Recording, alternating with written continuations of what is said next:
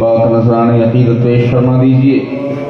اللہم صلی علی سیدنا مولانا محمد وعلی آل سیدنا و مولانا محمد سید البشر بشر لا کالبشر بل هو کالیاقوت فی الحجر صلاة و سلام علیک یا رسول اللہ۔ ایک بار اور نذرانِ درود پاک پیش فرما دیں۔ اللہم صلی علی سیدنا و مولانا محمد وعلی آل سیدنا و مولانا محمد عدد ما فی علم اللہ صلاة دائمة بدوام ملک اللہ وکما تحب وترضى بأن تصلی علیہ صلاة و سلام علیک یا رسول اللہ صلی اللہ علیہ وسلم۔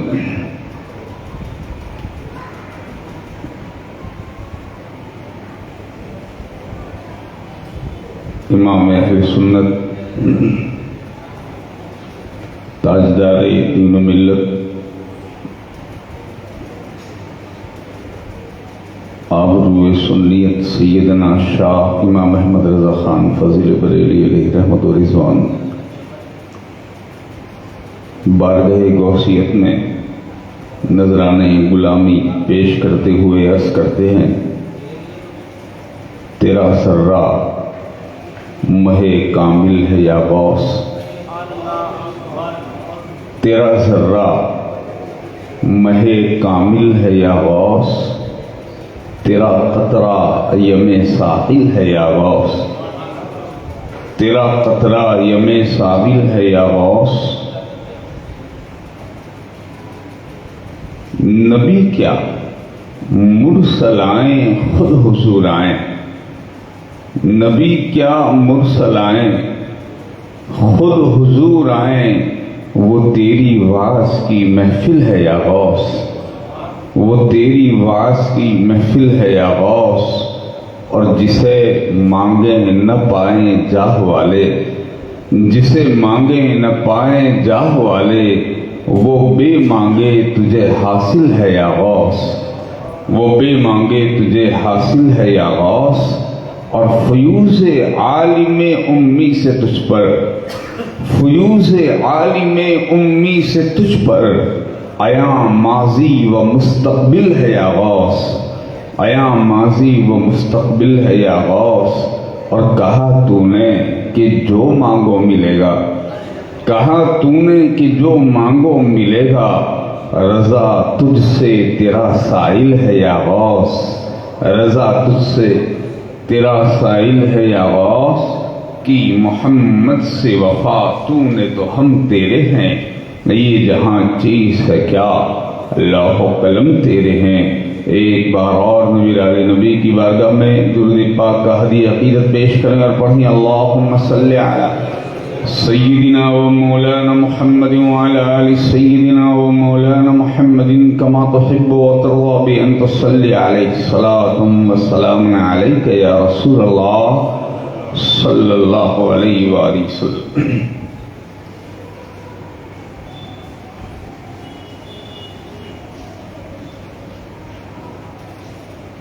کلام مجید و فرقان حمید کی دسائے مبارکہ کی تلاوت کر میں نے شرف حاصل کیا، جس میں رب ذوالجلال والاکرام ارشاد فرماتا ہے، خبردار بے شک جو اللہ کے اولیاء ہیں انہیں نہ کوئی خوف ہے نہ انہیں کوئی حزن و ملال۔ یہی وہ لوگ ہیں جو ایمان لائے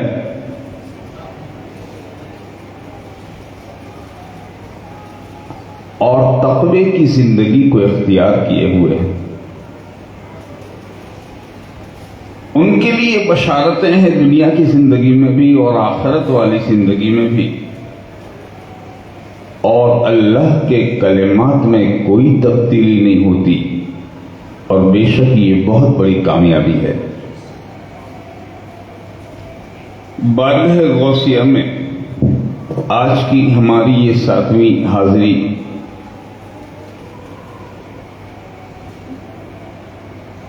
رب ذوالجلال کے فضل و کرم سے صحن شہزادہ غوث الورا میں ہم اس حاضری کی سعادت حاصل کر رہے ہیں۔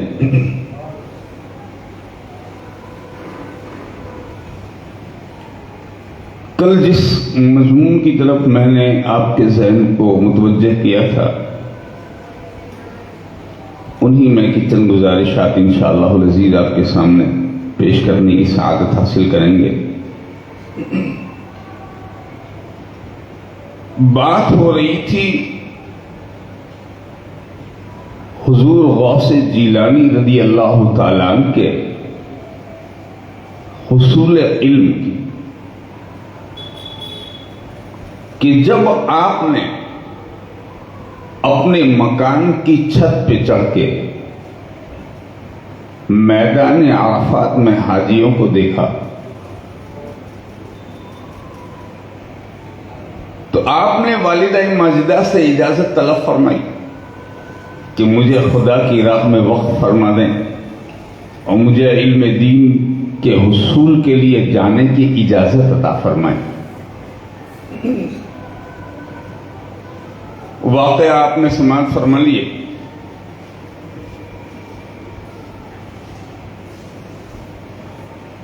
مگر ایک سوال جو بڑا اہم ہے اس سلسلے میں،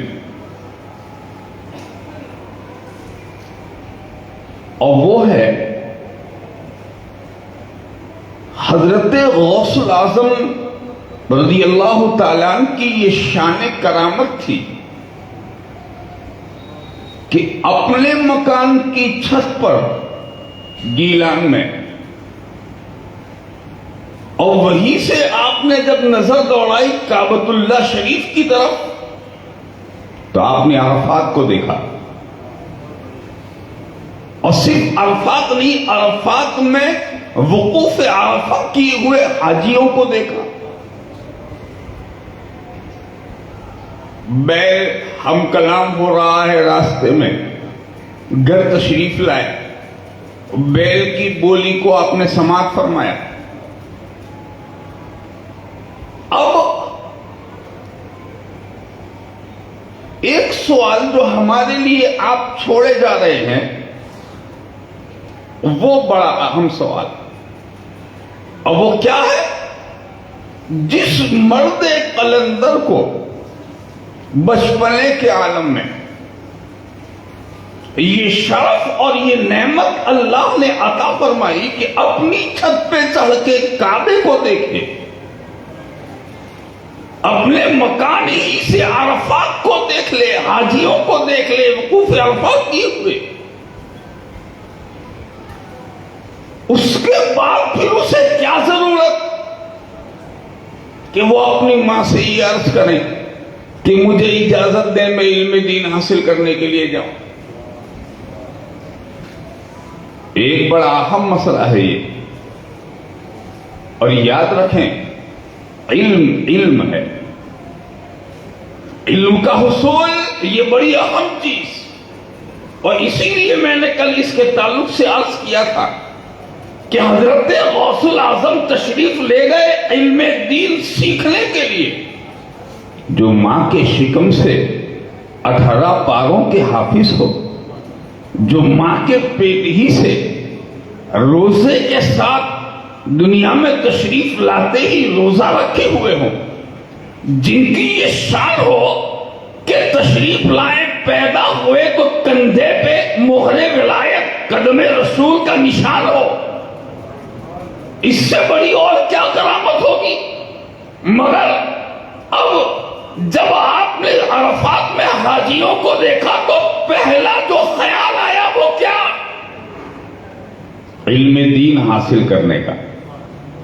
سب سے پہلا خیال، ان کی نگاہوں میں بھی اس کی اہمیت ہے کہ دیکھو اگر تم اتنے روشن ضمیر ہو جاؤ کہ تم اپنے گھر کی چھت پہ کھڑے رہ کے کعبے کو بھی دیکھ سکتے ہو تو اپنے آپ کو مکمل نہ سمجھ لینا، اس لیے کہ جب تک نبی کے دین کا علم نہیں آئے گا تم عالم نہیں کہلاؤ گے۔ عالم وہی ہوگا جو رسول کی شریعت کو جاننے والا ہوگا۔ یہ پیغام ہے غوث اعظم کا، اور یہی عمل بھی ہے غوث اعظم کا. اسی لیے میں نے کل یہ بتایا تھا آپ کو کہ وہ صرف کہنے والے پیر نہیں تھے.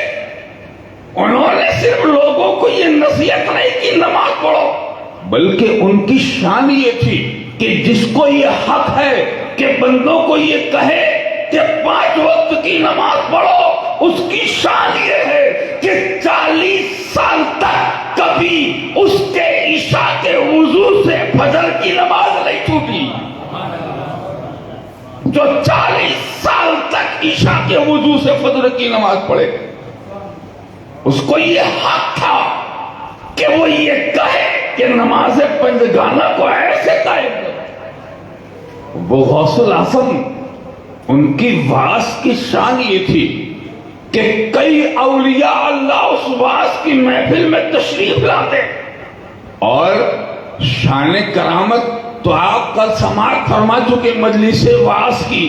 ایک بار ایسا ہو گیا کہ جب بغداد معلیٰ میں آپ تشریف لائے اور واعظ کی مجلسیں ہونے لگی اور لوگ کثرت سے حاضری دینے لگے، تو بغداد کے فقہا، بڑے بڑے مفتیان کرام، ایک روایت میں 100 فقیہ اور ایک روایت میں ہے 400 بڑے بڑے علماء آپ کی مجلس واعظ میں آئے. ان میں 100 فقہا کا واقعہ لکھتے ہیں حضرت شیخ یحییٰ تادنی رحمۃ اللہ علیہ کہ وہ آئے اور ہر ایک نے اپنے دل میں یہ سوال سوچا کہ ہم غوث اعظم سے سوال کریں گے اور ان کے علم کا امتحان لیں گے. یہ اجمی نوجوان بغداد میں آ کر کے بغداد معلیٰ میں مجلس واعظ کو سجا رہا ہے، تو 100 بڑے بڑے مفتی، بڑے بڑے فقیہ غوث اعظم کی مجلس میں امتحان کی نیت سے آئے. اور جب آ کے بیٹھے تو حضرت غوث جلی رضی اللہ تعالیٰ مجلس واعظ میں منبر پہ جلوہ افروز ہوئے اور اس کے بعد آپ نے سب پہ نظر دوڑائی. سرکار غوث پاک نے نظر دوڑائی اور ان کی نظر، اس نظر کی شان یہ ہے کہ وہ چہروں کو ہی نہیں دیکھتے تھے، وہ دلوں کی حقیقت کو دیکھ لیا کرتے تھے. حضرت غوث اعظم نے جب ان فقہائے بغداد کو دیکھا کہ وہ سارے ایک سے ایک بڑھ کر کے ایک علم والا، ایک سے بڑھ کے ایک فقاہت والا، ایک سے ایک بڑھ کر کے مسائل شرعیہ کا جاننے والا، وہ سب آئے ہیں اور امتحان کی غرض سے آئے ہیں. تالاب کے پاس آنے والا، سمندر کے پاس آنے والا یہ دیکھنے آیا ہے کہ اس میں پانی ہے کہ نہیں، امتحان کی غرض سے.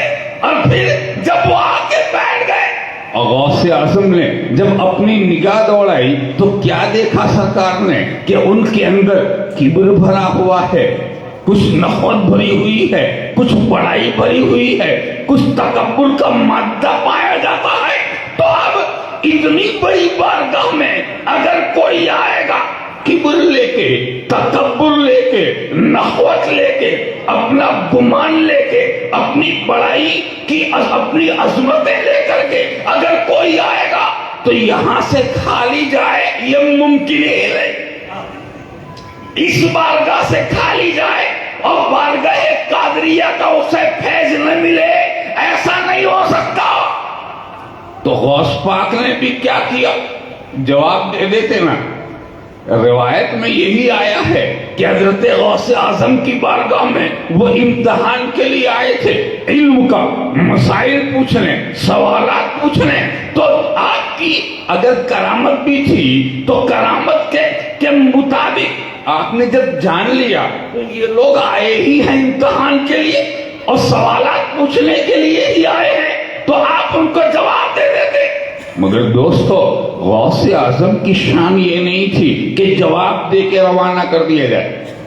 غوث پاک کا یہ معاملہ نہیں تھا کہ جواب دے کے روانہ کرتے، بلکہ یہاں آنے والے کی حقیقت کو غوث اعظم جانتے ہیں، اس کو جواب دیا جائے گا تو بھی کافی ہے. مگر یہ بارگاہ عام عالموں کی بارگاہ نہیں ہے، عام فقیر کی بارگاہ نہیں ہے کسی عمومی مفتی کی بارگاہ نہیں ہے. یہ کسی دوسری جگہ جاتے تو اس امتحان میں وہ کامیاب ہو جاتا اور اس کو ان کو سوالات کے جواب مل جاتے. مگر دوستو یہ غوث اعظم کی بارگاہ ہے, یہ بارگاہ محی الدین کی بارگاہ ہے. تو اب یہاں ان آنے والوں کا پہلے علاج ہوگا, ان کا مرض دیکھا جائے گا, اس مرض کا علاج ہوگا, اور پھر ان کی طلب دیکھی جائے گی, اور پھر ان کی طلب کے مطابق انہیں عنایت فرمایا جائے گا. کیا ہوا؟ حضرت غوث اعظم نے ان 100 فقیہوں کو جب دیکھا تو نگاہ ڈالی, اور نگاہ ڈالی تو کیا دیکھا؟ ایک تو نخوت علم بھرا ہوا ہے, ہم مفتی ہیں, ہم عالم ہیں, ہم جاننے والے ہیں. وہ چیز جو اندر سر کے اندر جو سمائی ہوئی تھی اس کو غوث اعظم نے دیکھا. اور دوسرا کیا دیکھا؟ ان کا یہ سوال ہے, ان کا یہ سوال ہے, فلاں کا یہ سوال ہے, فلاں یہ پوچھنا چاہتا ہے. یہ 100 فقیہوں کے 100 سوال و جواب الگ الگ وہ بھی دیکھا, اور اس کے بعد میں ان کے کبر کو دیکھا, گھمنڈ کو دیکھا, غرور کو دیکھا. اور اس کے بعد غوث پاک نے کیا کیا؟ منبر ہی سے آپ نے اپنی گردن کو جھکایا, اور جب گردن جھکائی اور اٹھائی, نظروں سے نظریں ملائی, تو 100 کے 100 فقیہوں کے علوم کو آپ نے صرف فرمایا, سب کا علم چھین لیا. اب وہ بھول گئے کہ ہم کیا پوچھنا چاہتے. اب ان کو وہ چیز ہی نہیں رہی جو پوچھنے والی تھی, اور جب پوچھنے والی شے نہیں رہی تو دوستو وہ لے کے کیا آئے تھے؟ نخوت, کبر, گھمنڈ, غرور, فخر, اپنے علم پر ناز, یہ لے کے وہ آئے تھے, اور غوث کا امتحان کے لیے آئے تھے. تو سب سے پہلے غوث اعظم نے اس چیز کو چھین لیا جو تکبر کرانے والی, سب سے پہلے چھین لیا. اور جب چھین لیا تو انہوں نے دیکھا کہ ہم بدولت تو بالکل کورے ہو چکے ہیں, اندر کوئی چیز نظر نہیں آ رہی ہے, نہ علم ہے, نہ سوال ہے, نہ جواب ہے. تو کیا کیا؟ بے تاب ہو گئے, بے چین ہو گئے, بے قرار ہو گئے. اور 100 کے 100 اٹھے, اور اٹھنے کے بعد اپنی پگڑیوں کو غوث اعظم کے قدموں میں ڈال دیا, غوث پاک کے قدموں میں ڈال دیا. اچھا دیکھیے, جب انہوں نے قدموں کے اندر اپنے امامے ڈال دیے غوث اعظم کے, تو یہ بارگاہ کون سی بارگاہ ہے؟ چور کو ابدال بنانے والا, ڈاکو کو قطب بنانے والا, فساق کو اولیاء اللہ کی جماعت میں شامل کر دینے والا. یہاں اگر کوئی اتنی عاجزی کرے گا اور پگڑی قدموں میں ڈال لے گا تو اس کی پگڑی کا پھر عروج کیا ہوگا, پھر اس کے درجے کا, پھر اس کا مقام کیا ہوگا. تو اب غوث پاک نے کیا کیا؟ ان کو اپنی توجہ سے مالا مال فرمایا, اور پھر جتنا علم تھا اس سے زیادہ قادری سمندر سے ان کو علوم سے مالا مال فرمایا.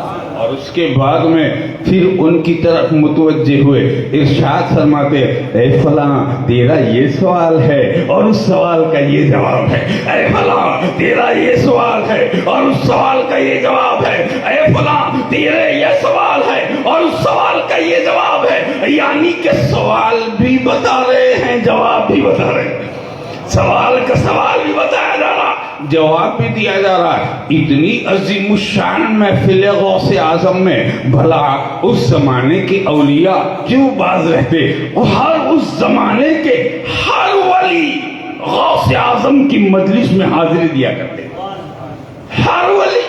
بلکہ یہاں تک ہے کہ حضرت غوث اعظم رضی اللہ تعالیٰ عنہ کی محفل میں انبیاءوں کا ہجوم ہوتا, ملائکہ کی حاضری ہوتی, انبیاء مرسلین تشریف لاتے, حضرت خضر آتے, جیسا کہ آپ کل سماعت فرما چکے.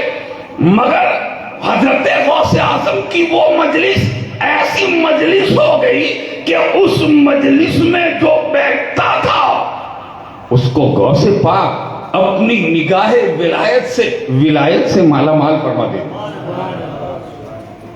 اس زمانے میں آپ کا چرچا اتنا مشہور ہوا کہ دور دور سے لوگ آتے، سواریوں پر سوار ہو کے، پیدل چل کر کے لوگ غوث اعظم کی مجلس علم میں آتے تھے. اور دوستو، خدا نے اسی لیے ان کو مبعوث فرمایا تھا. سب سے اہم کام تھا آپ کا دین کی تبلیغ. سب سے اہم مشن تھا آپ کا دین کو پھیلانا. اور غوث اعظم نے دین پھیلایا. اسی لیے اگر کسی کو دین کی ترغیب ہوئی تو آپ کو میں ایک بات بتاؤں، مجھے یاد آ گئی. حضرت سرکار سیدنا غوث اعظم کی مجلس پاک سجی ہوئی ہے، اور اتنے میں ایک عیسائی پادری کھڑا ہوا. عیسائی پادری، اور وہ کھڑے ہو کے عین مجلس غوث اعظم میں آپ کو سلام کہہ رہا ہے. اور سلام کہہ کے کہتا ہے، اے شیخ محی الدین عبد القادر جیلانی، میں آپ کے پاس یمن سے آیا ہوں.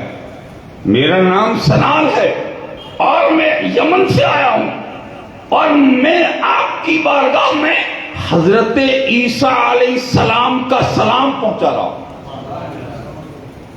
اس آنے والے نے جب یہ بات عرض کی تو اس نے پھر اپنا واقعہ سنایا کہ یا شیخ، بات یہ ہے کہ میرے دل میں اللہ نے اسلام کی محبت ڈال دی، اور میرا دل اس بات کی طرف مائل ہوا کہ میں اسلام کو قبول کروں، مگر میں تلاش کرتا تھا کسی ایسے آدمی کی کہ جس کے ہاتھ پہ اسلام قبول کیا جائے.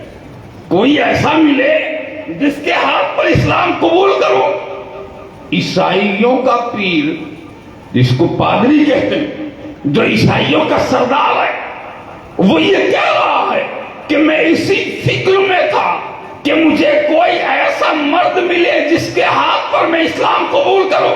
تو اسی عالم میں وہ کہتے ہیں، میں سو گیا تو میں نے خواب میں دیکھا کہ حضرت عیسیٰ علیہ السلام تشریف لائے، اور سیدنا عیسیٰ علیہ السلام نے آنے کے بعد ارشاد فرمایا، اے سنان، تو بغداد شریف چلا جا، وہاں ایک نوجوان ہے جس کو لوگ محی الدین عبد القادر جیلانی کہتے ہیں. وہاں جا، اور وہاں جانے کے بعد اس کے ہاتھ پر اسلام لا، اور اس کے سامنے اپنی عیسائیت اور اپنے کفر سے توبہ کر، اور اس کے ہاتھ پر اسلام لا. اور سن، اس وقت روئے زمین پر محی الدین عبد القادر جیلانی سے افضل کوئی معاون نہیں ہے. وہ غوث اعظم شیخ محی الدین عبد القادر جیلانی رضی اللہ تعالیٰ عنہ، آپ سے وہ عرض کرتا ہے، حضور، مجھ سے میرے پیغمبر حضرت عیسیٰ علیہ السلام نے یہ ارشاد فرمایا کہ دوسروں کے ہاتھ پہ اگر تو اسلام قبول کرے گا تو اسلام قبول تو ہو جائے گا، مگر وہ اسلام جو عبد القادر جیلانی کے ہاتھ سے اور اس کی نگاہوں سے تیرے دل میں جاگوزی ہو جائے گا، وہ اسلام جو عبد القادر کی برکت سے تیرے دل میں جلوہ گر ہو جائے گا، ایسا اسلام تجھے کسی اور سے نہیں ملے گا. اس لیے کہ اس وقت روئے زمین پر اللہ کا وہ سب سے محبوب بندہ ہے. حضرت غوث اعظم رضی اللہ تعالیٰ عنہ، آپ کی مجلس واعظ میں کثرت سے لوگ اسلام لاتے، کثرت سے لوگ ایمان لاتے، کثرت سے لوگ اپنے کفر سے توبہ کرتے. ایک راوی کہتے ہیں، حضرت شیخ عبد القادر اربلی فرماتے ہیں کہ ایک بار آپ کی بارگاہ میں 13 عیسائی آئے دین اسلام قبول کرنے کے لیے. دیکھیے، وہ مرکز تھا اسلام کا. حضور غوث اعظم کی بارگاہ یہ اسلام کا مرکز تھا. حضرت سیدنا ابو سعید قیلوی رضی اللہ تعالیٰ نے آپ کے اسی مناقب کو بیان فرمایا. شیخ محی الدین عبد القادر اربلی کہتے 13 عیسائی بارگاہ غوثیہ میں آئے، اور آنے کے بعد دین اسلام کو آپ کے ہاتھ سے قبول کیا. اور اس کے بعد وہ کہتے ہیں، ہم عرب کے عیسائی ہیں اور ہم نے متفق ہو کر کے جب اسلام کی حقانیت کو دیکھا تو یہ دین قبول کرنا چاہا، مگر ہم پریشان اور سرگرداں پھر رہے تھے کہ کہاں جائے کہ جہاں جا کے ہمیں مکمل اسلام نصیب ہو۔ تو وہ کہتے ہیں ہم نے غیب سے آواز سنی کہ اے لوگو، اگر تمہیں اسلام کے صحیح انوار اور اس کی برکتیں حاصل کرنی ہے تو بغداد معلیٰ چلے جاؤ، بغداد معلیٰ چلے جاؤ۔ تم وہاں پہنچو گے تو تمہیں ایسا دین ملے گا کہ اس کی روشنی سے تمہارے جسم اور روح دونوں منور و روشن ہو جائیں گے۔ وہ کہتے ہیں پھر ہم یہاں آئے اور ہمیں غوث اعظم کی برکت سے اسلام کی صحیح روشنی حاصل ہوئی۔ وہ زمانہ جس زمانے میں بے دینی کا دور دورہ تھا، وہ دور جس دور میں اسلام کی اقدار کو پامال کیا جاتا تھا، جس زمانے میں اسلام کی شریعت کا مذاق اڑایا جاتا تھا، خلفاء کے اس دور میں رب ذوالجلال نے سرکار غوث اعظم کو اپنے دین کی کشتی کو کنارے لگانے کے لیے مبعوث فرمایا۔ آپ خود ارشاد فرماتے کہ میں جنگل و بیابان سے جمعہ کے دن جامع مسجد کی طرف بغداد میں آ رہا ہوں، اور میں نے پابرہنہ بغیر چپل نالین پہنے ہوئے میں صحرا سے آ رہا تھا بغداد میں جامع مسجد کی طرف، تو میں نے دیکھا کہ صحرا میں ایک کمزور ترین ضعیف آدمی پڑا ہوا ہے، کرا رہا ہے۔ اس نے مجھے دور سے دیکھا اور مجھے پکارنے لگا، شیخ للہ یا شیخ محی الدین عبد القادر جیلانی، یا شیخ عبد القادر جیلانی، شیخ للہ، یا شیخ عبد القادر جیلانی، شیخ للہ۔ اس ضعیف نے، اس کمزور نے مجھے پکارا، اے عبد القادر جیلانی، ایسا ہے اللہ کے لیے میری مدد کیجیے۔ شیخ للہ کا مطلب ہوتا ہے خدا کے واسطے میری دستگیری فرمائیے، میرا ہاتھ تھامیے۔ غوث پاک فرماتے ہیں میں اس کے قریب گیا اس صحرا میں، اور جانے کے بعد میں نے ہاتھ بڑھایا تو اس نے بھی ہاتھ بڑھایا، میں نے اس کا ہاتھ پکڑا اور ہاتھ پکڑ کے اسے بٹھایا، پھر کھڑا کر دیا، اور جب کھڑا کیا تو میں نے دیکھا اس کے خد و خال بدلنے لگے، اس کے چہرے کا زاویہ بدلنے لگا، اس کی جو صورت تھی وہ صورت تبدیل ہونے لگی، اس کی جو ناتوانی تھی وہ ختم ہو گئی، کمزوری غائب ہو گئی، بڑھاپا چلا گیا، اور جو چہرے کی جھریاں تھی وہ سب ختم ہو گئی۔ میں نے دیکھا کہ اس بوڑھے اور ضعیف پر توانائی، طاقت، قوت اور پھر نئی چمک اور روشنی آ گئی، اور میں اس کے حال کو دیکھ کے کچھ خائف سا ہو گیا۔ اس نے کہا ڈرے نہیں اے محی الدین، میں آپ کے نانا کا دین تھا جس کو لوگوں نے کمزور کر دیا تھا، آپ آئے تو آپ کے سہارے سے اللہ نے پھر مجھے نئی زمانی عطا فرما دی، آپ کی برکت سے مجھے زندگی ملی ہے، لہذا آج سے آپ محی الدین ہیں، آپ دین کے زندہ فرمانے والے۔ حضرت غوث پاک فرماتے ہیں کہ میں اس واقعے کے بعد جب جامع بغداد میں پہنچا تو بغداد شریف کی اس جامع میں جب میں پہنچا تو ایک بندہ آیا، اور آنے کے بعد میں وہ میرے قدموں کو چوم رہا ہے اور کہہ رہا ہے یا سیدی محی الدین، یا سیدی محی الدین، یعنی اے ہمارے سردار دین کو زندگی دینے والے۔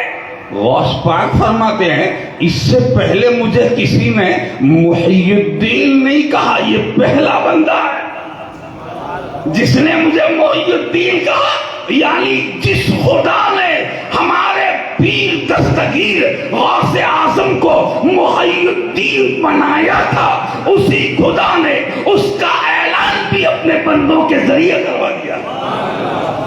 حضرت غوث اعظم محی الدین ہوئے.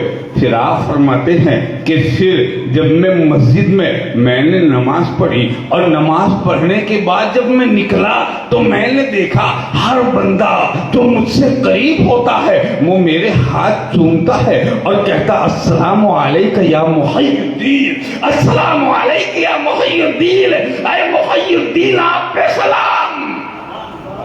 اس کا مطلب یہ ہوا کہ خدا نے جس منصب محی الدین پر آپ کو فائز فرمایا تھا اسی خدا نے کائنات کے دماغ، ذہن اور زبانوں پر محی الدین کے کلمات کو جاری کروا دیا. سارے اہل بغداد آپ کو اس دن سے محی الدین کہتے.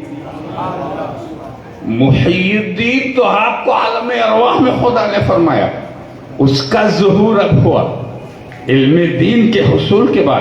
حضرت غوث پاک فرماتے ہیں کہ پھر خدا ذوالجلال نے اپنی نعمتوں اور انعام کے دروازے مجھ پر کھولے تو اللہ کے دین کی وہ ترویج و اشاعت ہوئی جس کو زمانہ جانتا ہے. کیوں نہ ہو کہ غوث اعظم رسول اعظم کے نائب. غوث پاک جو ہیں وہ حضور کے نائب تھے، اور جب غوث اعظم حضور کے نائب ہیں تو کام بھی وہی ہوگا جو حضور کا کام ہے، کام بھی وہی کریں گے جو رسول کا کام ہے. اسی لیے دوستو ایک اور برتری کی فضیلت کی ایک بات مجھے یاد آئی اس سلسلے میں کہ حضرت غوث جیلانی رضی اللہ تعالیٰ عنہ کی ولادت سے پہلے ائمہ اہل بیت اطہار میں جو 12 امام ہیں، ہمارے شاعر فرماتے ہیں چہرے بتا رہے ہیں یہ 12 امام کے سب عکس بے مثال ہیں خیر الانام کے. خیر الانام کا وہ آئینہ تھے وہ 12 امام.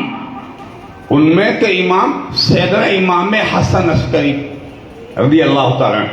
یہ سیدنا امام حسن عسکری رضی اللہ تعالیٰ عنہ یہ حضرت غوث اعظم سے کئی صدیوں پہلے ائمہ اہل بیت میں وہ آخری امام سیدنا امام حسن عسکری رضی اللہ تعالیٰ عنہ.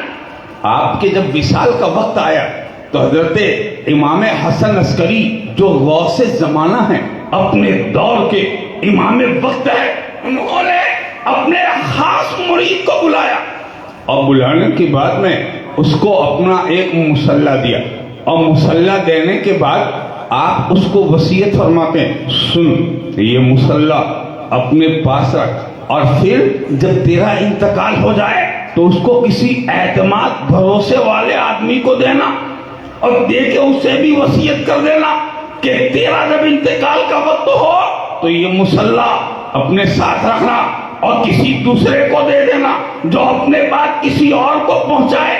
یہ سلسلہ 5ویں صدی کے اواخر تک چلتا رہے، اور پھر وہ ایک مرد قلندر ظاہر ہوگا جس کا وطن گیلان ہوگا اور جس کی جائے باسط بغداد ہوگی، اس کا نام عبد القادر ہوگا. وہ غوث الاعظم کہلائے گا، لوگ اس کو محی الدین کے نام سے یاد کریں گے. سن یہ میرا مصلی اس تک پہنچا دینا اور پھر کہنا کہ اے محی الدین عبد القادر تمہیں امام حسن عسکری علیہ سلام کہلوایا.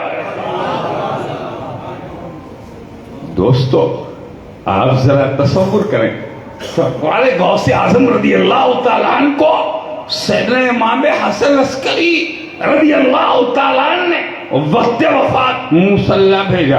سب کچھ بھیج سکتے تھے، مصلی ہی بھیجا. مصلی بھیجنے کی وجہ کیا ہو سکتی؟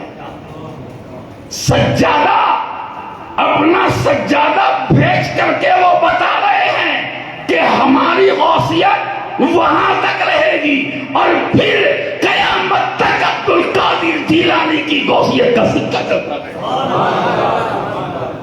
حضرت غوث اعظم رضی اللہ تعالیٰ عنہ کو وہ سجادہ امام عسکری رضی اللہ تعالیٰ عنہ جب آپ کو ملا تو دوستو تب سے لے کے آج تک حضرت غوث پاک کا وہ وقت، وہ آپ کی غوثیت کا سکہ آج بھی جاری و ساری ہے، اور انشاءاللہ صبح قیامت تک ہمارے امام فرماتے ہیں مرغ سب بولتے ہیں، بول کے چپ رہتے ہیں، ہاں اسے ایک نوا سنج رہے گا تیرا، لوگوں کی توتیاں بول کے خاموش ہو گئی، مگر تیری توتی قیامت تک تیری مدحت کا نغمہ گنگناتی رہے۔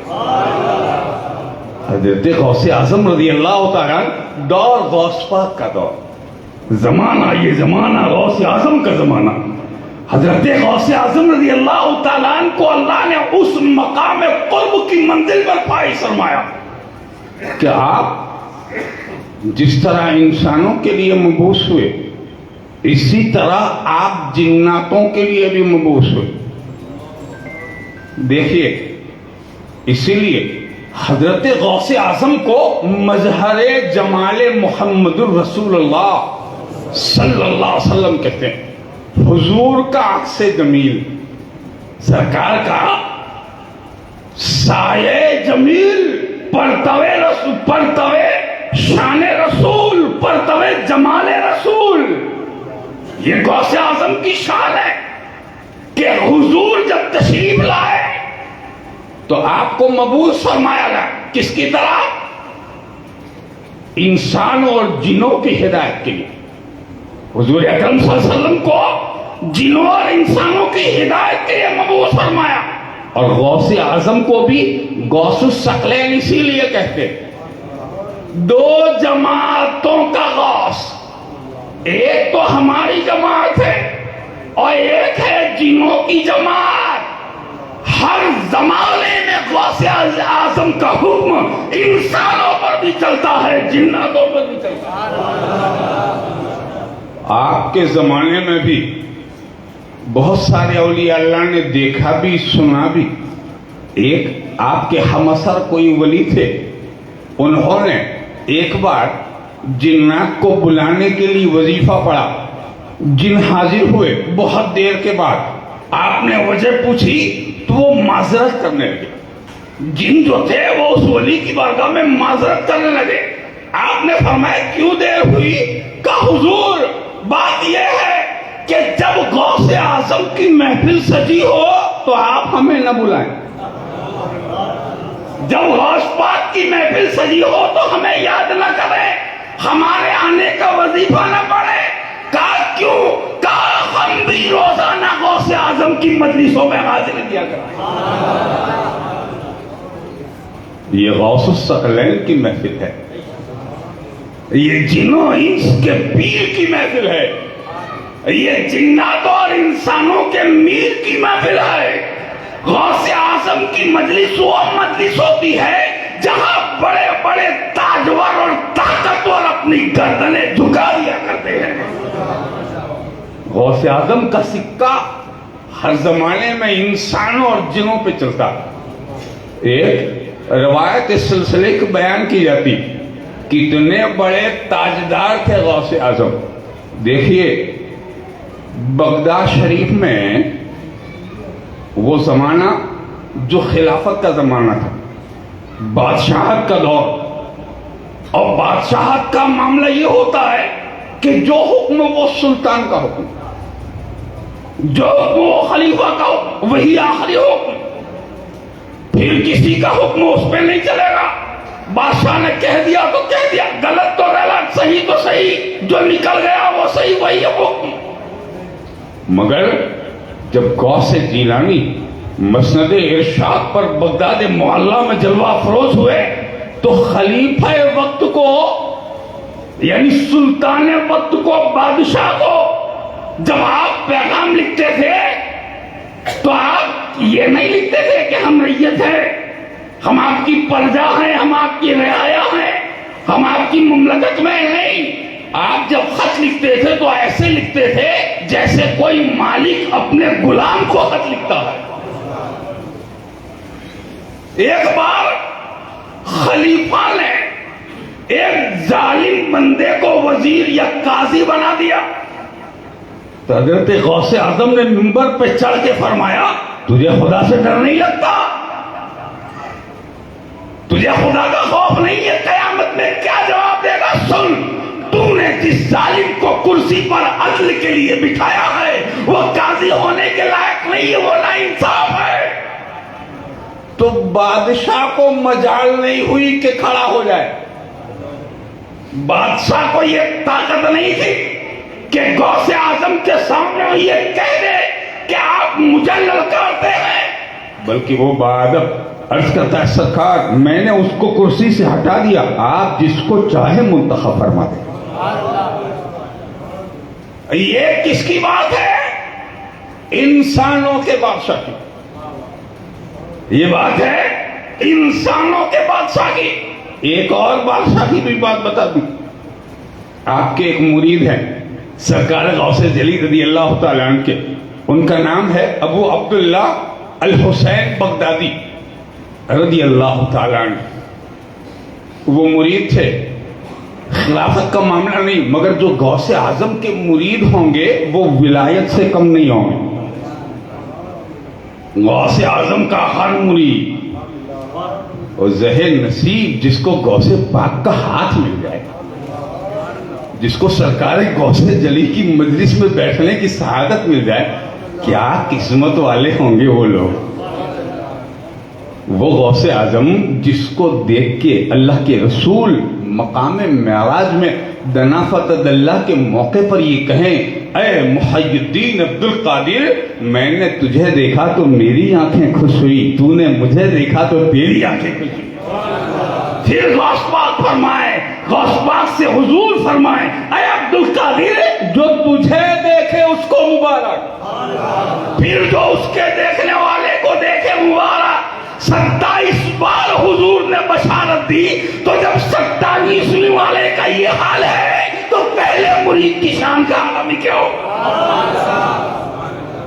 وہ حضرت سیدی ابو عبداللہ الحسین بغدادی رضی اللہ تعالیٰ عنہ غوث اعظم کے مرید، آپ فرماتے ہیں تشریف لائے بارگاہ غوثیہ میں حاضری دی، اور حاضر ہونے کے بعد میں آپ خود ارشاد فرماتے ہیں میری ایک بیٹی جس کا نام فاطمہ تھا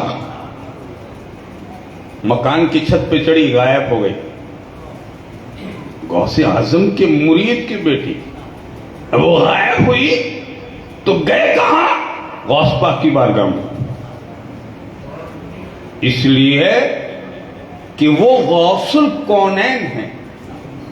حضرت غوث اعظم رضی اللہ تعالیٰ غوث الکونین ہے، یہ کسی معمولی مسند کا سجادہ نشین نہیں ہے، یہ مختار کائنات رسول کا سجادہ نشین ہے،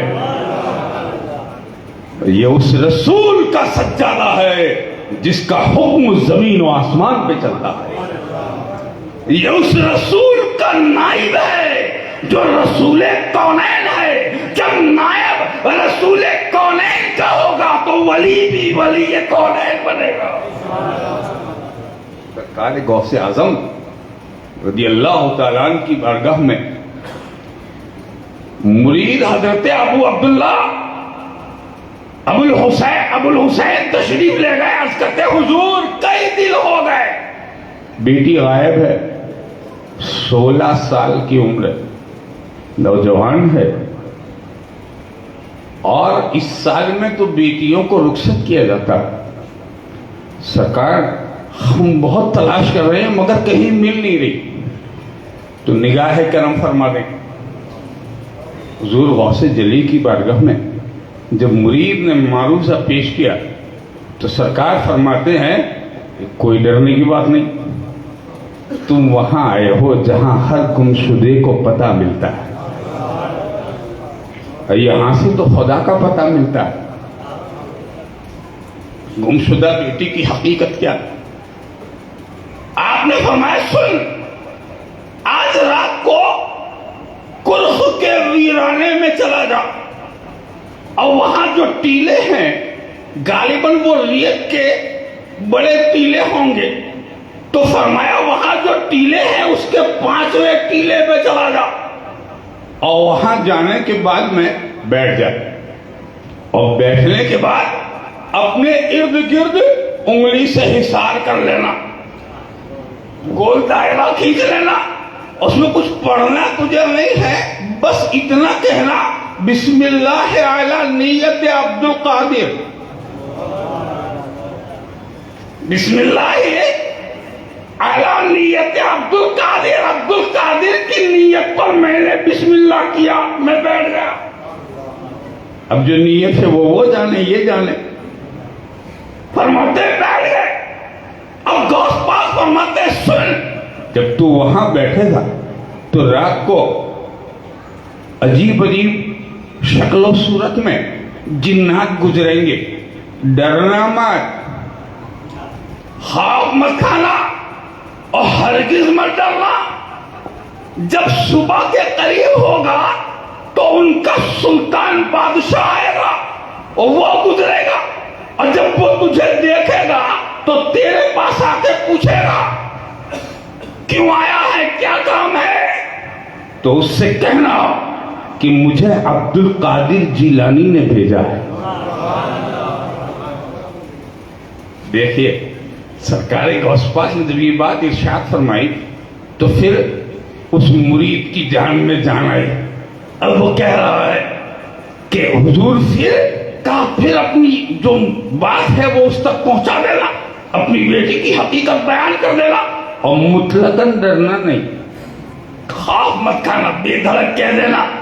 وہ کہتے ہیں کہ میں رات کی اس تنہائی میں کرخ کے ویرانے میں گیا جہاں میرے علاوہ کوئی نہیں، مگر جب اس 5ویں ٹیلے کے پاس میں پہنچا اور وہاں جا کے میں نے ایک حصار باندھ دیا اور گول دائرہ ایک لکیر کھینچ دی انگلی سے، بسم اللہ علی نیت عبد القادر کہنے کے بعد میں، اور اس کے بعد جب میں نے وہاں بیٹھ گیا تو میں نے دیکھا کہ جنات الگ الگ شکل و صورت میں، محیب صورتوں میں، ڈراؤنی صورتوں میں، بھیانک شکل و صورت میں، الگ الگ طرح کی شکلیں لے کر کے پورا لشکر گزر رہا ہے، مگر اطمینان ہے کہ مرید غوث اعظم کا، سکون ہے کہ میرے پیر نے فرمایا تھا تجھے ڈرنا نہیں ہے۔ اور دوستو اس کے بعد میں پھر وہ کہتے ہیں کہ جب صبح کے قریب، صبح صادق کے وقت اس کا سلطان وہاں سے گزرا، بادشاہ جو جناتوں کا تھا وہ وہاں سے نکل رہا ہے، اس کی نظر پڑی تو وہ میرے قریب آیا اور پوچھا یہاں کیوں بیٹھے ہو اور تمہیں کیا حاجت ہے؟ تو آپ فرماتے ہیں حضرت ابو الحسین بغدادی کہ میں نے کہا مجھے شیخ عبد القادر جیلانی نے تمہارے پاس بھیجا، مجھے عبد القادر جیلانی نے بھیجا۔ فرماتے ہیں کہ جیسے اس نے غوث پاک کا نام اسم اعظم سنا تو وہ گھوڑے سے نیچے اتر آیا، گھوڑے سے نیچے اتر آیا اور پھر 2 زانو بیٹھ گیا، جیسے ہم قاعدے میں بیٹھتے، 2 زانو بیٹھنے کے بعد جب وہ بیٹھا تو اس کا پورا لشکر بیٹھ گیا، اور اس کے بعد وہ کہتا ہے کہو شیخ محی الدین عبد القادر جیلانی نے میرے لیے کیا حکم بھیجا، کیا حکم بھیجا ہے؟ حضرت ابو الحسین فرماتے ہیں میں نے اس سے کہا کہ میری بیٹی فلاں وقت فلاں دن میں اپنے مکان کی چھت سے غائب ہو گئی ہے اور مجھے غوث پاک نے تمہارے پاس بھیجا۔ اس نے فوراً اعلان کیا کہ کون ہے جس نے یہ شرارت کی ہے، کون ہے جس نے یہ حرکت کی ہے؟ سارے لشکر میں کھلبلی مچ گئی، کہا اس میں تو کوئی نہیں ہے، البتہ بہت دیر کے بعد ایک جن کو حاضر کیا گیا جس کے ساتھ اس کی بیٹی فاطمہ بھی موجود، ایک جن آیا، کہتے ہیں وہ جن چین کے جناتوں میں سے، اس کو وہاں سے پکڑ کے وہ سپاہی لائے، جنات اللہ کے آپ کی بارگاہ میں پیش کیا۔ اب اس نے عرض کی، وہ کہنے لگا بادشاہ اس جن سے تم نے یہ جرات کی کس وجہ سے؟ کہا یہ بیٹی مجھے اچھی لگی تو میں لے گیا۔ کہا تجھے شرم نہیں آئی ایسی جگہ تو ہاتھ مارتا ہے کہ لوگ غوث اعظم کی بارگاہ میں ہماری فریاد کریں، اور اس کے بعد اس چینی جن کو قتل کر دیا گیا. اور پھر شیخ ابو الحسن فرماتے ہیں میں نے اس سے پوچھا کہ کیا تم بھی غوث اعظم کے تابع ہو؟ کہا سنو، خدا جب کسی کو غوث بناتا ہے تو سارے انسان اور جنوں پر اس کو حکم کا اختیار عطا فرماتا ہے. غوث اعظم وہ غوث اعظم ہے کہ انسان جن ان کے تابع ہے، ان کا حکم چلتا ہے ساری کائنات پر. بلکہ میں تو ایک بات عرض کروں گا، آخری بات اس سلسلے کی میں عرض کر دوں اور اپنی گفتگو کو بھی آخری کر دوں. غوث وہ غوث ہے کہ آپ کا حکم جیسے زمین پر چلتا ہے ویسے ہی زمین میں بھی چلتا ہے. ایک واقعہ بڑا مشہور ہے اس سلسلے میں، اور وہ واقعہ کیا ہے جس کو آپ سنتے رہتے ہیں کرامات کے باب میں. ایک محمدی اور عیسائی کا جھگڑا ہو گیا، بہت مشہور واقعہ. یہ ایسے واقعے ہیں کہ اگر ہم بیان بھی کریں گے تو آپ کہیں گے یہ بہت بار سنا ہوا، مگر حصول برکت کے لیے اسے صرف اشاروں میں عرض کر دوں. مسلمان کہہ رہا میرے پیغمبر بہتر، عیسائی کہہ رہا میرے نبی بہتر. بات چھڑ گئی، بحث ہو رہی ہے، اور غوث پاک کے پاس آئے فیصلے کے لیے. واقعہ بڑا مشہور، صرف اتنا ہی سمجھ لیں. غوث پاک نے اس سے پوچھا ہے عیسائی تیرے نبی عیسیٰ علیہ السلام میرے نبی محمد الرسول اللہ صلی اللہ علیہ وسلم سے افضل ہے تو اس کی کیا وجہ ہے؟ کہ میرے نبی جو ہیں ان کا ذکر تمہاری قرآن میں بھی، کتاب الہی میں بھی ہے، اور وہ یہ ہے کہ حضرت عیسیٰ علیہ السلام مردے جلا دیتے تھے. یہ قرآن میں بھی ہے، اور جب یہ قرآن میں ہے تو تمہارے نبی نے کبھی مردہ جلایا ہو وہ آیت کہیں نہیں قرآن میں، اگر ہے تو آپ بتا دیں. تو غوث پاک نے فرمایا سن، بات یہ ہے کہ یہ تو میرے نبی کی شان تو کہیں رفع والا ہے، اگر کہے تو ہم ہی جلا دیں. ہم تو نبی نہیں نا، ہم تو ان کا کلمہ پڑھنے والے، ان کے غلام ہیں، ان کی امت میں. اگر تم کہو تو ہم جلا دیں، ہمارے نبی کو چھوڑو، ان کے غلام یہ کام تو کرتے ہیں، نبی کی تو بات ہی الگ. اس نے کہا ٹھیک ہے آپ دکھا دیں تو مان جائیں گے. کب مان جاؤ گے؟ کب مان جائیں گے؟ کل لے چل قبرستان میں. اور جب قبرستان میں لے گئے تو بہت پرانی قبر کے سرانے کھڑا کیا، اور پھر سرکار غوث پاک رضی اللہ تعالیٰ عنہ. دیکھیے واقعہ تو آپ نے سنا ہے، مگر جو فضیلت کی کمال کی جو بات ہے اس میں جو نقطہ ہے وہ میں آپ کے ذہن میں انشاءاللہ بٹھاؤں گا تاکہ آپ سمجھ لیں کہ جب نواسا ایسا ہے تو نانا کیسے ہوں گے. یہ بات آپ کو سمجھنا اس لیے کہ یہ جو واقعہ کرامت دکھائی جا رہی ہے یہ اپنی برتری کے لیے نہیں، تکبر کے لیے، گھمنڈ کے لیے، دکھاوے کے لیے، نخوت کے لیے، کبر کے لیے، بڑائی کے لیے غوث پاک کرامت نہیں دکھا رہے. کس لیے دکھا رہے؟ اسلام کی سچائی کے لیے، دین کی حقانیت کے لیے. اسی لیے تو آپ کو خدا نے محی الدین بنایا ہے کہ اگر اسلام پھیلانا ہو تو نبی معجزہ دکھائے، اور رسول کی عزت بچانا ہو تو غوث اعظم کرامت دکھائے. حضرت غوث اعظم نے کیا فرمایا؟ چل قبرستان لے گئے، پرانی قبرستان پہ کھڑا کیا، اور پھر حضرت غوث جلی فرماتے ہیں سن یہ تو بہت برسوں پرانا ہے، جو سویا ہے بہت برسوں پرانا ہے. جانتے ہو اگر تم چاہو تو یہ دنیا میں جو کام کرتا تھا اس کام کے ساتھ اٹھے، اس کام کے ساتھ.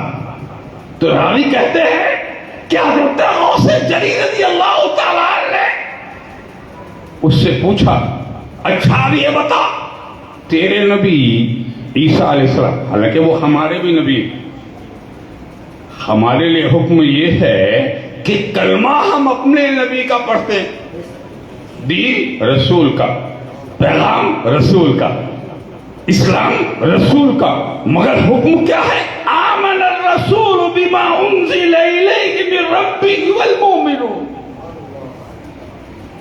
ہم ہر رسول کو مانتے ہیں، اس لیے کہ میرے رسول نے فرمایا آمنت باللہ وملائکتہ وکتبہ ورسلہ، ہم ایمان لائے اللہ تعالیٰ پر، آمنت باللہ وملائکتہ، ملک ہی نہیں، صرف جبریل پہ ایمان نہیں لائے، صرف میکائیل پہ، صرف اسرافیل پہ، صرف اسرائیل الامین علیہ السلام، صرف ایک پہ ایمان نہیں لائے، کہا ملائکتہ، بڑی مت کے ساتھ ہر فرشتے پر۔ اسی طرح ورسول ہی نہیں، ورسول ہی، اس کے سارے نبیوں پہ ہم ایمان لائے۔ یہ نہیں کہ صرف موسیٰ علیہ السلام کو مانتے ہیں، عیسیٰ کو نہیں، صرف ہارون علیہ السلام کو مانتے ہیں، داؤد کو نہیں، صرف یوسف کو مانتے ہیں، یعقوب کو نہیں، علی نبینا علیہ الصلوۃ والتسلیم۔ ہر نبی پر ایمان لانا یہ فرض ہے۔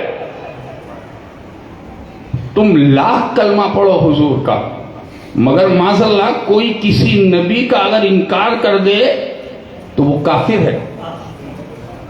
یہ میرے رسول کی شریعت میں، اگر ہم اپنے نبی کو بھی مانیں مگر حضرت موسیٰ علیہ السلام کا معاذ اللہ کو انکار کر دے تو یہ نفس نبوت کا انکار ہے، اور جو اس کا انکار کرے گا وہ کافر ہے۔ تو کیا کہا؟ ہر نبی پر ایمان، مگر غوث پاک فرماتے ہیں سن، تیرے نبی حضرت عیسیٰ علیہ السلام کیا کہہ کے مردے جلاتے تھے جب یہ بات آپ نے فرمائی؟ حالانکہ وہ ان کے بھی نبی، غوث پاک کے بھی، وہ مومن ہیں، مومن کے وہ تو مومن گر ہیں، غوث پاک مومن بنانے والے، مگر اس سے پوچھا کہ تو جو برتری، فضیلت، افضلیت کا جو دعویٰ کرتا ہے کہ میرے نبی افضل ہے، وہ کیا کہہ کے مردے جلاتے تھے؟ تو اس نے کہا وہ کہتے تھے قم بإذن اللہ، اللہ کے حکم سے اٹھ جا، خدا کے حکم سے کھڑا ہو جا۔ تو حضرت غوث پاک پر ایک کیفیت طاری ہو گئی، اور اس کے بعد قبر کو ٹھوکر لگاتے ہیں اور فرماتے ہیں قم بإذنی، عبد القادر جیلانی کے حکم سے کھڑا ہو جا۔ کہاں اللہ کے حکم سے اٹھانا اور کہاں اپنے حکم سے اٹھانا، مرتبہ غوث اعظم کا مرتبہ، درجہ غوث اعظم کا درجہ۔ اچھا، اس کا یہ مطلب کوئی نہ سمجھ لے کہ حضرت غوث جلی کی شان سیدنا عیسیٰ علیہ السلام سے اعلیٰ ہے، یہ ممکن نہیں۔ نبی ہر حال میں افضل ہوتے ہیں، پیغمبر، الحمدللہ ہم اہل سنت ہیں اور ہمارا اسٹیج ذمہ دار اسٹیج ہے، اور اتنے بڑے مرد سخی کی بارگاہ میں بیٹھ کے گمراہی نہیں پھیلائیں گے، انشاءاللہ ہدایت ہی ملے گی اور یہیں سے ملے گی۔ یہ نہ سمجھے کہ ہم غوث اعظم کی عقیدت میں حضرت عیسیٰ علیہ السلام کو گھٹا رہے ہیں، نہیں، حضرت عیسیٰ میرے شیخ، امام امام، مرشد الانام، حجت الایمان والمومنین، حضور شیخ الاسلام والمسلمین سید محمد مدنی اشرفی جیلانی مقدس اللہ النورانی فرماتے ہیں اس کا مطلب یہ نہیں ہے کہ حضرت عیسیٰ علیہ السلام سے غوث پاک افضل ہے، اس کا مطلب یہ ہے کہ حضرت عیسیٰ علیہ السلام جس وقت تشریف لائے وہ ان کا زمانہ تھا، اور یہ خدا کی سنت کریمہ ہے کہ جب کسی کو نبی بناتا ہے رب تو ایک زمانے کے لیے، کوئی ایک دور کے لیے نبی، کوئی ایک وقت کے لیے نبی، کوئی ایک قوم کے لیے نبی، اسی لیے ایک ایک زمانے میں کئی کئی نبی ہوتے تھے، کوئی روس میں نبی، کوئی امریکہ میں نبی، کوئی چین میں نبی، کوئی ہندوستان میں نبی، ہر زمانے میں جتنے بھی زمانے میں جتنے دور ہوئے ہر زمانے میں خدا نے نبی بھیجے. 1,00,000 کم و بیش 24,000 انبیاء مرسلین آئے، مگر ہر ایک کا زمانہ مختصر. کوئی 100 سال کے لیے، کوئی 10 سال کے لیے، کوئی 2 مہینے کے لیے، کوئی 5 دن کے لیے، کوئی 40 دن کے لیے. یہ انبیاء مرسلین کا دور تھا. اور یہ خدا کی سنت ہے کہ کوئی صرف اب ایک جماعت کا نبی، صرف ایک جماعت کا. کوئی قوم بواہر کا نبی ہے تو کوئی شیخ لوگوں کے لیے ہے، کوئی اور لوگوں کے لیے. یہ مثال کے طور پہ ایک زمانے کا نبی، ایک قوم کا نبی، ایک دہر کا نبی، ایک ایریے کا نبی، ایک علاقے کا نبی. مگر رسول کون ہے؟ ہر زمانے کا نبی، ہر دور کا نبی، ہر قوم کا نبی، ہر ایک کا نبی. سرکار فرماتے ہیں بعثت الی الخلق کافہ، اللہ نے مجھے ساری مخلوق کے لیے رسول بنا کر کے بھیجا ہے. حضور فرماتے ہیں ما من شیء یعلم انی رسول اللہ الا مردۃ الجن والانس. کائنات کی ہر چیز یہ پہچانتی ہے کہ میں اللہ کا رسول ہوں سوائے کافر انسانوں اور جناتوں. صرف کافر انسان جنات نہیں جانتے کہ میں اللہ کا رسول. ورنہ میں تو ایسا رسول کہ اگر درخت کو بلاؤں تو جڑیں اکھیڑتا ہوا ہے، اگر سورج سے کہوں تو پلٹ جائے، اور اگر چاند کو اشارہ کروں تو اپنے سینے کو چیر دے. میرا رسول وہ رسول ہے جو وہاں کا بھی رسول، یہاں کا بھی رسول، عالم برزخ کا بھی رسول، عالم قیامت کا بھی رسول. ہمارے نبی ہر دور، ہر زمانے، ہر علاقے کے. اور جب ہر علاقے کے رسول تو حضرت عیسیٰ علیہ السلام کے متعلق کیا سنت رہی؟ ایک زمانے کے رسول، ایک دور کے رسول، ایک علاقے کے رسول، ایک مقام کے رسول، ایک قوم کے رسول. اور حضور ہر قوم کے رسول، ہر زمانے کے رسول، ہر علاقے کے رسول، آسمانوں کے بھی رسول، زمین کے بھی رسول، تحت الثری کے بھی رسول، عرش کے بھی رسول، جنت کے بھی رسول، دوزخ کے بھی رسول، ساری کائنات کے رسول. اور غوث اعظم کون ہے؟ اس رسول کا نائب. غوث پاک کون ہے؟ اس رسول مختار کے نائب کا نام ہے عبد القادر. تو اب آپ یہ نہیں کہیں گے قم باذن اللہ، بلکہ اب یہ کہیں گے قم باذنی، میرے حکم سے اڑ جا. اس لیے کہ میں اس رسول کا نائب ہوں جس کا حکم زمین کے اوپر بھی چلتا ہے، زمین کے نیچے بھی چلتا ہے. دوستو، ہم بڑے سعادت مند ہیں کہ خدا نے ہمیں اس عبد القادر کا غلام بنایا. یہ ہمارے لیے بڑی سعادت کی بات ہے کہ خدا قدیر نے ہمیں ان کا چاہنے والا بنایا. ہزاروں کلمہ پڑھنے والوں میں یہ ایک وہ جماعت ہے جس کو خدا نے غوث اعظم کی جھولی میں ڈالا ہے، اور یہی وہ جماعت ہے جس کے سروں پر غوث پاک کا سایہ کرم لہرا رہا ہے. ہم دعا کریں مولا تعالیٰ اس صحن مقدس کے صدقے ہمیں غوث اعظم کے فیضان سے مالا مال فرمائے. قادری دولے کے صدقے اللہ ہماری، ہمارے ماں باپ کی، ہماری آل اولاد کی مغفرت فرمائے. ہر طرح کی ناگہانی آفتوں، بلاؤں، مصیبتوں سے محفوظ فرمائے. آمین. وآخر دعوانا ان الحمدللہ رب العالمین. کھڑے ہو جائیں بارگاہ رسالت میں سوچتے.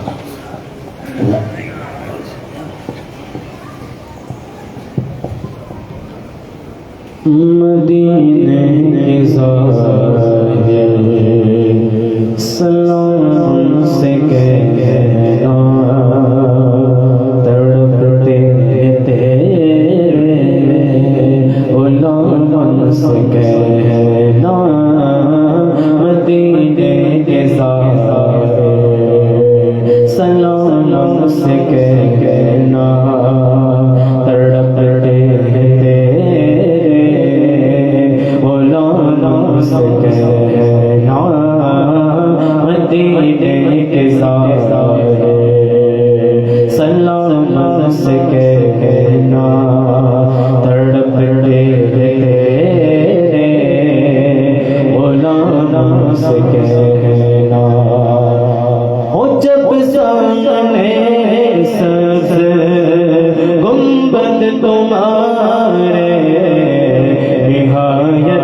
عقیدت سے دامن پسارے ہو جب سامنے سبز گنبد تمہارے نہایت عقیدت سے دامن پسارے یہ غازی تمہارا غلام سے کہنا مدینے کے سائے سلام سے کہنا تڑپتے تیرے غلام سے کہنا مدینے کے سائے سلام سے کہنا تڑپتے تیرے غلام سے کہنا دکھا دو دنس تو وہ دلکش نظارے تڑپتے جن کو مسلمان سارے دکھا دو دنس کو وہ دلکش نظارے ترستے جن کو مسلمان سارے یہ باتیں بسد احترام سے کہنا مدینے کے سائے سلام سے کہنا تڑپتے تیرے غلام سے کہنا مدینے کے سائے سلام سے کہنا تڑپتے تیرے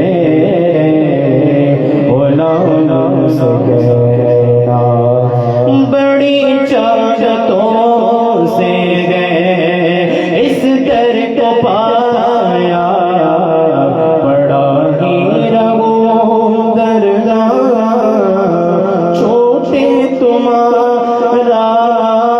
بڑی چاہتوں سے گئے اس در کو پایا بڑا ہی رہو درگاہ چھوٹے تمہارا نہ جاؤں گا اب تشنشان سے کہنا مدینے کے سائے سلام سے کہنا تڑپتے تیرے غلام سے کہنا مدینے کے سائے سلام سے کہنا تڑپتے تیرے غلام سے کہنا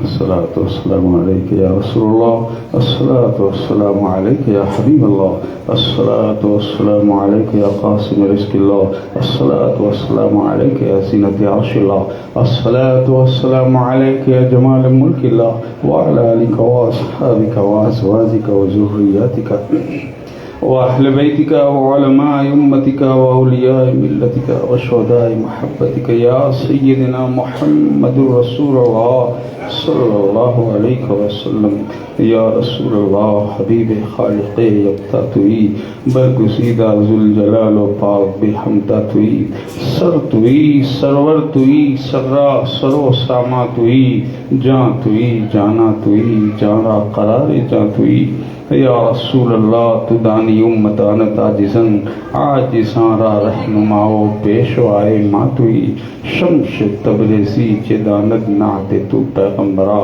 مصطفیٰ و مرتضیٰ و مجتبہ مولا توئی الحمدللہ الذي قال فی شان حبیبہ الکریم الفاتحہ الى حضرت روح النبی صلی اللہ علیہ وسلم.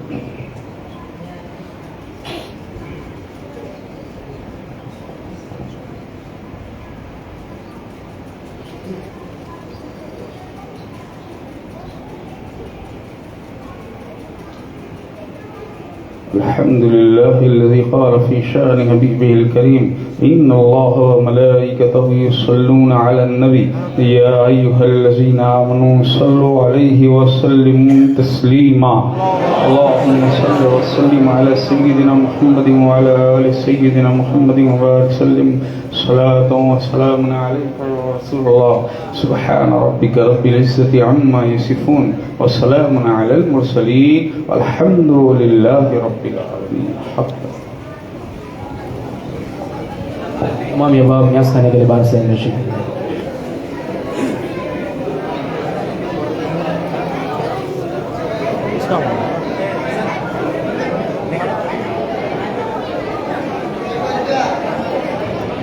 موبائل نمبر ہے